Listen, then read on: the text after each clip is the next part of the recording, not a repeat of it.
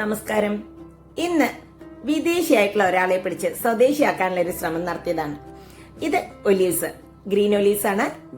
സാധാരണയായിട്ട് നമ്മൾ ഇറ്റാലിയൻ ഡിഷസിലും അറേബ്യൻസിന്റെ ഡിഷസിലും ഒക്കെ ധാരാളമായിട്ട് ഉപയോഗിക്കുന്ന നമ്മൾ ഒലീവ്സിനെ ഇത് പിക്കിളായിട്ട് നമ്മൾ ഉപ്പുമാങ്ങയൊക്കെ കഴിക്കുന്ന പോലെയും നമുക്ക് കഴിക്കാം.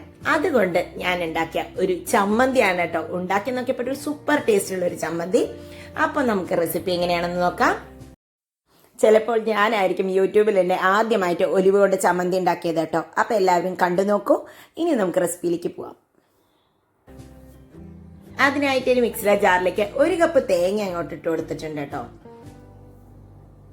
പിന്നെ കട്ട് ചെയ്തിട്ട് അതിന്റെ കുരുവൊക്കെ കളഞ്ഞ ഒരു 12 ഒലീവ്സ്, ഗ്രീൻ ഒലീവ്സും കൂടി ഞാൻ ഇട്ട് കൊടുത്തു. ഒരു 3 പച്ചമുളക്, എരിവിനനുസരിച്ച് പച്ചമുളക് ഇടണം കേട്ടോ. കുറച്ച് എരിവുണ്ടെങ്കിലേ ടേസ്റ്റ് ഉണ്ടാവുള്ളൂ. 2 ടേബിൾ സ്പൂൺ തൈരും കൂടി അങ്ങോട്ട് ഇട്ട് കൊടുത്തിട്ടുണ്ട്. അധികം പുളി ഇല്ലാത്ത തൈരാണ് കേട്ടോ ഇട്ട് കൊടുത്തത്, കട്ട തൈര്.